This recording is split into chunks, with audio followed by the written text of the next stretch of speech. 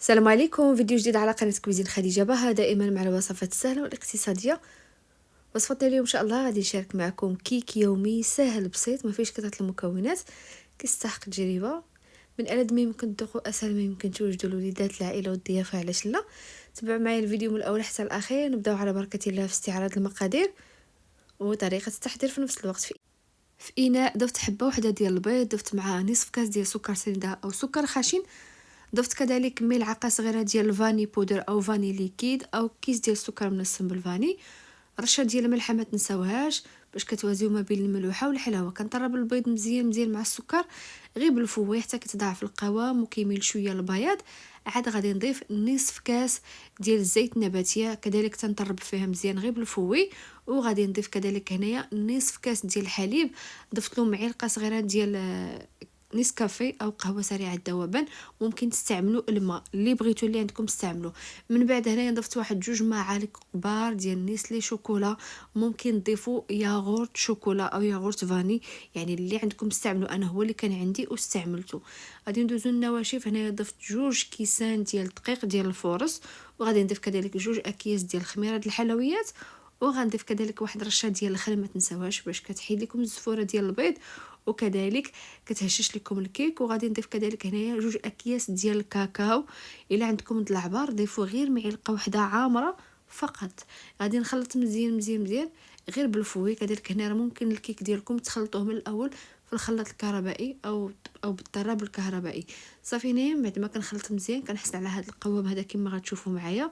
مباشره غادي نفرغوا في هذا المول الزجاجي اللي دهنته بالزبده ورشيته بشويه ديال الفينو، وممكن تستعملوا اي نوعيه ديال المول عندكم. في هذا الاثناء هذا درت الفران على 200 درجه، غادي نسخنوا واحد 5 ديال الدقائق فقط. عاد غادي نقص الفران ل 170 وغندخل الكيكه ديالي طيب واحد 30 دقيقه. 5 دقائق راه في الاول سخن فيها الفران، ونكمل له الطياب 30 دقيقه. هنا قبل ما ندخل الفران خديت انا واحد الخليط ديال الكوك اللي هو جوز الهند، من بعد ضفت معاه شويه ديال اللوز ايفيلي وحبيبات ديال الشوكولا والشوكولا مقطع.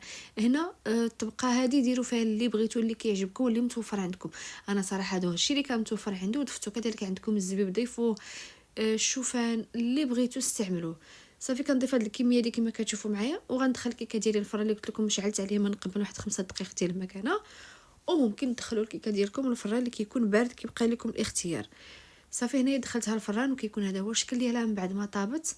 مباشره هنايا زينتها بالنسلي شوكولا، وممكن ديروا نسلي عادي او نسلي كراميل، او تاخذوا تزينوها غير بدانه شوكولا او شوكولا تذوبوها اللي عندكم. انا هذا كان عندي واستغليته زينت به الكيكه ديالي وهي باقا سخونه بلاش هذا الشوكولا هذا. تشربوا شويه الكيكه، لان الكيكه ملي كتكون سخونه وكتزيدوا عليها شويه ديال لي صوصه ولا شي حاجه من الفوق يعني كتشرب واحد الكميه مناسبه. صافي هنايا غادي نقطع معكم باش تشوفوا معايا القوام ديال الكيك. عرفتوا راه كتجي هشيشه بزاف، كتجي خفيفه وليده مع هاد الطبقه اللي عملنا لها ديال الشوكولا وكذلك اللوز والكوك. جات رائعه، وصوص الشوكولا من ألذ ما يمكن تذوقوا واسهل ما يمكن توجدوا للعائله الضيوف وليداتكم، علاش لا في الفطور في الكوتي. رائعه بزاف، ساهل ما فيهاش كثره المكونات كما كتشوفوا معايا. نتمنى تعجبكم الكيكه وجربوها، وكذلك ما تنساوش تشاركوا مع الاصدقاء والاحباب ديالكم، وخليوا لي لايك وتعليق الفيديو اللي كيحفزني نعطيكم وصفات اللي كيكونوا رائعين وسهلين في المتناول. الى اللقاء، فيديو جديد ووصفه جديده ان شاء الله، والسلام عليكم.